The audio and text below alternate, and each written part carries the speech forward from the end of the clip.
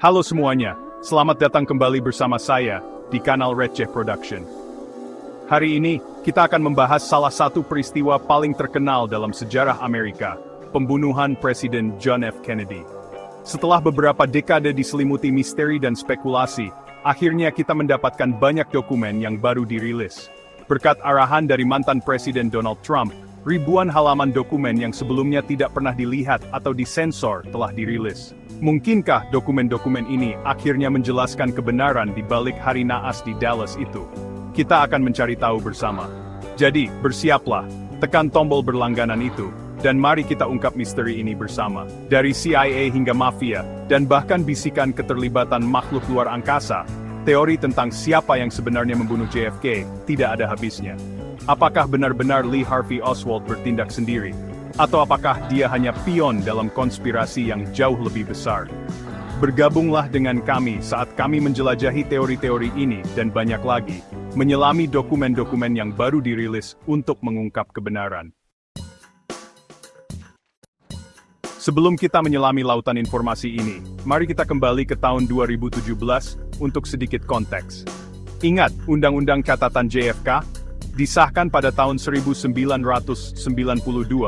undang-undang ini mengamanatkan pembebasan semua dokumen terkait pembunuhan JFK pada tanggal 26 Oktober 2017.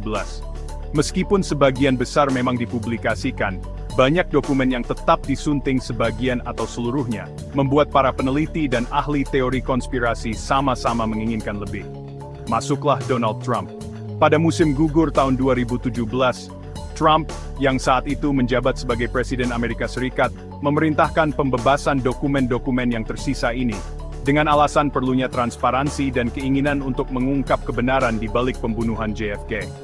Ini adalah keputusan yang monumental, mengirimkan gelombang kejut ke seluruh dunia, dan menghidupkan kembali perdebatan tentang apa yang sebenarnya terjadi pada tanggal 22 November 1963.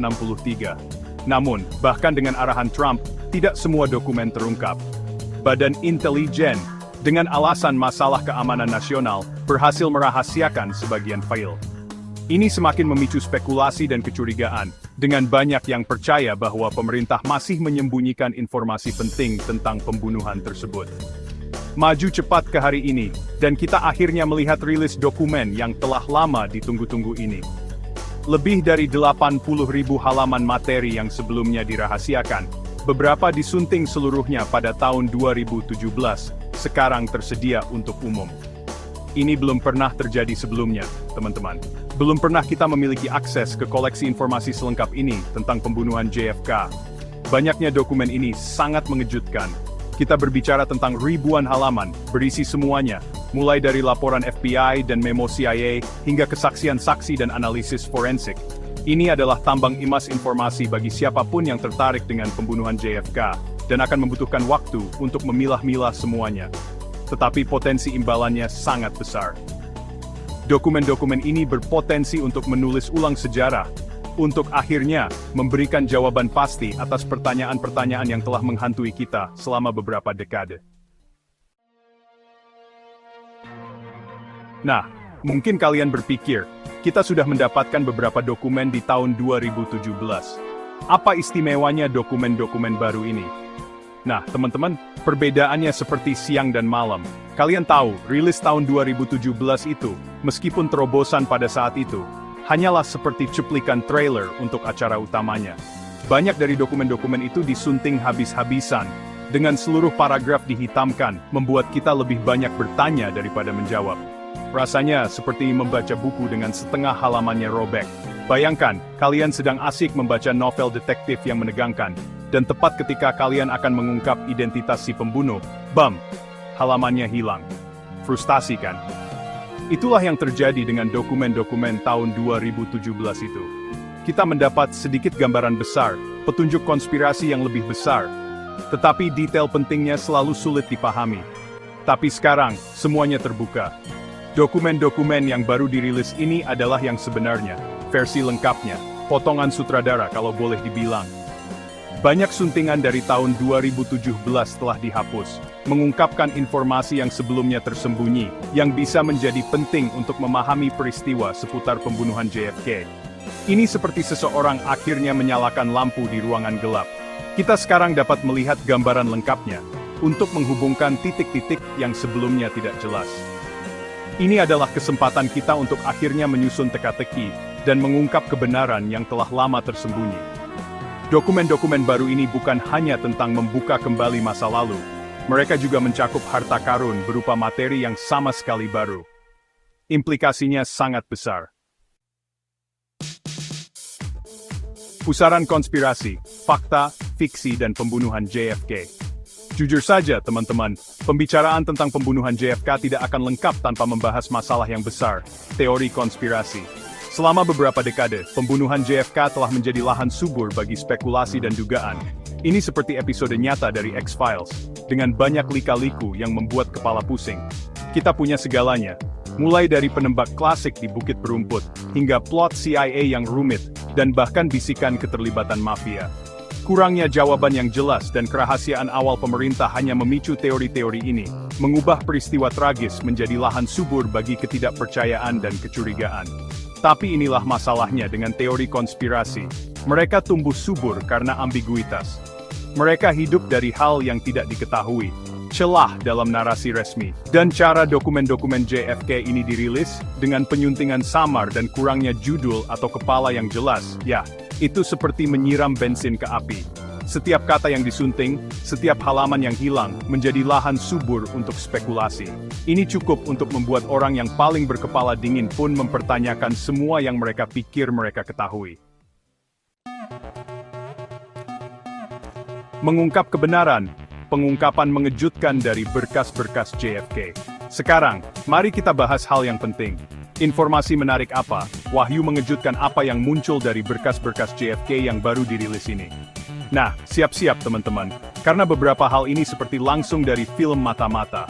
Salah satu aspek paling menarik dari dokumen yang baru dirilis adalah informasi yang mereka berikan tentang aktivitas Lee Harvey Oswald di bulan-bulan menjelang pembunuhan.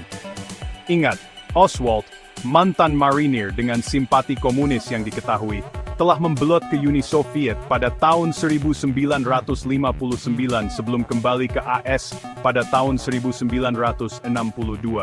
Dokumen-dokumen baru ini mengungkapkan detail yang sebelumnya tidak diketahui tentang interaksi Oswald dengan pejabat Soviet selama berada di Uni Soviet, menimbulkan pertanyaan tentang motif dan potensi hubungannya dengan pemerintah asing. Kita berbicara tentang komunikasi yang disadap, laporan pengawasan, dan bahkan laporan saksi mata yang menggambarkan Oswald sebagai orang yang sangat terlibat dalam dunia spionase. Mungkinkah dia bertindak sebagai agen Soviet? Apakah dia bagian dari rencana yang lebih besar untuk membunuh Presiden Kennedy? Dokumen-dokumen tersebut tidak memberikan jawaban yang pasti, tetapi mereka tentu saja menimbulkan lebih banyak pertanyaan tentang peran Oswald dalam pembunuhan tersebut. Dan jika itu belum cukup, dokumen-dokumen tersebut juga mengungkapkan bahwa Badan Intelijen AS telah menerima banyak peringatan tentang potensi kekerasan Oswald di bulan-bulan menjelang November 1963. Peringatan ini, beberapa dari sumber yang kredibel di dalam komunitas intelijen, menyoroti kondisi mental Oswald yang tidak stabil, dan kritiknya yang vokal terhadap pemerintahan Kennedy. Tapi, bukan itu saja. Berkas-berkas yang baru dirilis juga mengisyaratkan kemungkinan hubungan antara JFK dan mafia. Beberapa dokumen menunjukkan bahwa JFK mungkin telah berurusan dengan tokoh-tokoh mafia, menimbulkan lebih banyak pertanyaan tentang jaringan hubungan dan motif yang rumit seputar pembunuhannya. Investigasi berlanjut, pemikiran Anda, dan pencarian kebenaran. Nah, teman-teman, inilah sekilas tentang dunia rumit pembunuhan JFK dan harta karun berupa informasi yang terdapat dalam dokumen yang baru dirilis. Kita telah mempelajari sejarahnya, konspirasinya dan fakta mengejutkan yang muncul dari berkas-berkas ini, tetapi perjalanan kita masih jauh dari selesai. Ini adalah investigasi yang berkelanjutan, sebuah teka-teki dengan potongan-potongan yang masih ditemukan dan disatukan. Banyaknya materi ditambah dengan kerumitan kasus ini, berarti akan membutuhkan waktu bertahun-tahun bahkan puluhan tahun, untuk sepenuhnya memahami peristiwa 22 November 1963. Tapi disinilah kalian berperan, rekan-rekan pencari kebenaran. Saya ingin mendengar pendapat, teori, dan wawasan kalian tentang kasus ini. Apa pendapat kalian tentang dokumen yang baru dirilis ini? Apakah dokumen-dokumen ini mengkonfirmasi kecurigaan kalian, atau justru mengubah perspektif kalian sepenuhnya? Mari kita gunakan kolom komentar di bawah ini untuk menciptakan ruang diskusi yang terbuka dan saling menghormati. Bagikan temuan kalian, perdebatkan buktinya, dan mari kita lihat apakah kita dapat mengungkap misteri ini secara bersama-sama. Ingat, setiap suara, setiap perspektif, membawa kita selangkah lebih dekat kepada kebenaran. Semakin kita mendalami labirin pembunuhan JFK, satu nama yang sering muncul adalah Fidel Castro. Pemimpin Kuba yang penuh teka-teki ini memiliki hubungan yang rumit dengan Presiden Kennedy, ditandai dengan gesekan politik yang intens dan saling tidak percaya. Awal 1960-an adalah periode yang penuh gejolak, dengan perang dingin pada puncaknya, dan krisis misil Kuba membawa dunia ke ambang perang nuklir. Pada bulan April 1961, invasi Teluk Babi, upaya yang didukung CIA untuk menggulingkan Castro yang gagal, menandai peningkatan yang signifikan dalam ketegangan AS Kuba. Operasi yang gagal ini meninggalkan bekas luka yang abadi pada masa kepresidenan JFK dan memicu paranoia Castro tentang niat Amerika. Pemimpin Kuba sangat menyadari bahwa AS tidak akan menghentikan upayanya untuk menggoyahkan rezimnya. Rumor dan teori konspirasi berlimpah tentang apakah Castro mungkin terlibat dalam pembunuhan JFK. Beberapa orang berpendapat bahwa Castro, karena takut akan upaya pembunuhan lain oleh CIA, memutuskan untuk menyerang lebih dulu. Yang lain percaya bahwa unsur-unsur dalam pemerintahan AS yang prihatin dengan meningkatnya pengaruh komunis di belahan barat, mengatur pembunuhan tersebut untuk membuka jalan bagi kebijakan yang lebih agresif terhadap Kuba. Satu teori yang khususnya menarik menunjukkan bahwa Lee Harvey Oswald, tertuduh pembunuh, memiliki koneksi dengan kelompok-kelompok pro-Castro. Kunjungan Oswald ke Kedutaan Besar Kuba di Mexico City hanya beberapa minggu sebelum pembunuhan telah menjadi subjek pengawasan ketat. Apakah dia mencari suaka, atau adakah rencana yang lebih jahat sedang berlangsung? Penting untuk mempertimbangkan konteks sejarah yang lebih luas. Awal 1960-an adalah periode konflik ideologis yang intens, dengan AS dan Uni Soviet berlomba-lomba untuk supremasi global. Krisis misil Kuba baru saja diselesaikan, meninggalkan rasa ketegangan yang belum terselesaikan. Dalam suasana yang menegangkan ini, tidak sulit untuk membayangkan bahwa kekuatan-kekuatan besar di kedua sisi mungkin menggunakan cara-cara ekstrem. Saat kita menyatukan potongan-potongan sejarah ini, hubungan antara JFK dan Fidel Castro muncul sebagai elemen penting dalam memahami narasi pembunuhan yang lebih luas. Jaringan intrik politik, spionase, dan operasi rahasia yang rumit menambah lapisan lain pada misteri ini, menantang kita untuk mempertimbangkan kembali apa yang kita pikir kita ketahui. Mungkinkah permusuhan antara JFK dan Castro menjadi katalis untuk peristiwa 22 November 1963? Atau apakah ini hanya pengalih perhatian lain dalam kasus yang penuh dengan pengalih perhatian? Kebenarannya tetap sulit dipahami, tetapi menjelajahi koneksi ini membawa kita selangkah lebih dekat untuk mengungkap cerita lengkapnya. Apa pendapatmu? Mungkinkah Fidel Castro berperan dalam pembunuhan JFK, atau ini hanya teori konspirasi lainnya? Beritahu kami di komentar di bawah saat kami melanjutkan pencarian kami akan kebenaran. Selama bertahun-tahun, banyak teori bermunculan tentang hubungan Oswald dengan intelijen Soviet. Dan hari ini, kita akan mendalami klaim-klaim ini dan bukti-bukti yang mendukung atau membantahnya. Beberapa peneliti berpendapat bahwa pembelotan Oswald ke Uni Soviet pada tahun 1959, diikuti dengan kepulangannya ke Amerika Serikat pada tahun 1962, menunjukkan bahwa ia mungkin telah direkrut oleh KGB. Mereka menunjukkan masa tinggalnya di Minsk, di mana dia diawasi secara ketat oleh otoritas Soviet sebagai kemungkinan periode indoktrinasi atau pelatihan rahasia. Di sisi lain, orang-orang yang skeptis berpendapat bahwa perilaku Oswald tidak konsisten dengan agen KGB yang terlatih. Mereka menyoroti tindakannya yang tidak menentu, seperti upayanya untuk melepaskan kewarganegaraan Amerika Serikatnya, dan rasa frustrasinya yang terlihat jelas terhadap pemerintah Amerika dan Soviet, sebagai bukti sifatnya yang independen, namun tidak stabil. Poin penting lainnya yang diperdebatkan adalah kurangnya bukti konkret yang secara langsung menghubungkan Oswald dengan KGB. Sementara beberapa dokumen yang telah dibuka untuk umum menunjukkan minat Soviet terhadap Oswald, Tidak ada bukti pasti bahwa dia pernah direkrut secara resmi atau bertindak di bawah arahan mereka. Pada akhirnya, perdebatan tentang hubungan Oswald dengan KGB masih belum terpecahkan, dengan argumen yang meyakinkan di kedua sisi. Apakah dia seorang penembak tunggal yang didorong oleh motif pribadi atau payon dalam permainan geopolitik yang lebih besar? Misteri itu tetap ada. Jadi, bagaimana menurut Anda? Apakah Lee Harvey Oswald seorang agen KGB atau dia bertindak sendiri? Saat kita melanjutkan perjalanan menyusuri labirin teori seputar pembunuhan JFK, kita bertemu dengan sosok misterius lainnya, Valery Kostikov. Siapakah pria ini, dan bagaimana ia terlibat dalam teka-teki rumit peristiwa yang mengarah pada hari naas di Dallas? Valery Kostikov adalah seorang perwira senior di KGB, yang ahli dalam sabotas dan pembunuhan. Namanya muncul sehubungan dengan Lee Harvey Oswald, selama Oswald berada di Mexico City, hanya beberapa minggu sebelum pembunuhan Presiden Kennedy.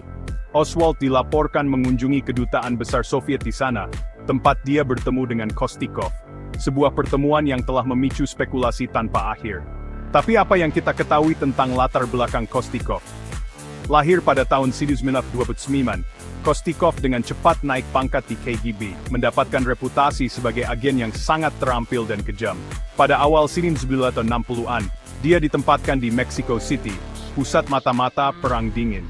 Penempatan strategis ini memungkinkannya untuk menjaga hubungan dekat dengan agen Soviet di seluruh belahan barat. Pertemuan antara Oswald dan Kostikov telah menjadi titik fokus bagi para peneliti dan ahli teori konspirasi. Beberapa orang berpendapat bahwa pertemuan ini adalah momen penting dalam rencana Soviet yang lebih besar untuk membunuh Presiden Kennedy. Mereka mengutip dokumen yang tidak dirahasiakan, yang menunjukkan bahwa KGB sangat tertarik pada Oswald, mungkin mempersiapkannya untuk operasi rahasia. Namun, orang yang skeptis memperingatkan agar tidak terburu-buru mengambil kesimpulan.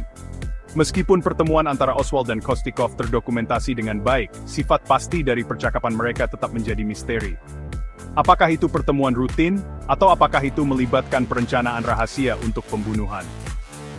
Kurangnya bukti konkret menyisakan ruang untuk keraguan dan perdebatan. Baru-baru ini, bukti baru telah muncul yang menambah lapisan lain pada narasi yang kompleks ini. File yang tidak dirahasiakan mengungkapkan bahwa Badan Intelijen AS mengetahui keberadaan Kostikov di Mexico City dan memantau aktivitasnya dengan cermat. Dokumen-dokumen ini juga menunjukkan bahwa para pejabat Amerika sangat prihatin tentang potensi implikasi dari interaksi Oswald dengan seorang pembunuh KGB yang dikenal. Saat kita menyusun potongan-potongan informasi ini, peran Valery Kostikov dalam kasus pembunuhan JFK tetap diselimuti ketidakpastian. Apakah dia pemain kunci dalam konspirasi besar, atau hanya sosok pinggiran yang terperangkap dalam jaring intrik Perang Dingin? Bagaimana menurut Anda? Apakah keterlibatan Valery Kostikov menunjukkan konspirasi Soviet yang lebih besar, atau itu hanya benang menggoda lain dalam permadani rumit pembunuhan JFK? Seorang mantan agen CIA yang mengaku punya informasi orang dalam tentang pembunuhan JFK. Pernyataannya menambahkan lapisan kerumitan baru pada jaring teori yang sudah rumit. Underhill percaya bahwa pembunuhan itu adalah konspirasi yang melibatkan pejabat tinggi dalam pemerintahan, sebuah klaim yang mengejutkan komunitas intelijen. Dia berbicara tentang operasi rahasia yang diatur oleh orang-orang kuat yang diuntungkan dari kematian Presiden Kennedy. Yang membuat cerita Underhill semakin mengerikan adalah kematian mendadak dan misteriusnya tak lama setelah dia mengungkapkan klaim-klaim eksplosif ini ke publik. Ditemukan tewas di rumahnya, keadaan seputar kematiannya telah menjadi subjek spekulasi yang intens. Apakah itu bunuh diri, seperti yang dilaporkan secara resmi, atau itu tindakan pembungkaman oleh mereka yang dia ancam akan bongkar? Waktu yang menakutkan dan sifat kematian Underhill hanya memicu lebih banyak teori konspirasi, menimbulkan pertanyaan tentang seberapa luas dan berakarnya rencana untuk membunuh JFK. Saat kita merenungkan kemungkinan-kemungkinan yang menghantui ini, kita diingatkan tentang banyak pertanyaan tak terjawab yang masih menyelimuti peristiwa bersejarah ini. Kisah Gary Underhill berfungsi sebagai pengingat nyata akan bahaya yang dihadapi oleh mereka yang berani menantang narasi yang kuat. Bagaimana menurut Anda?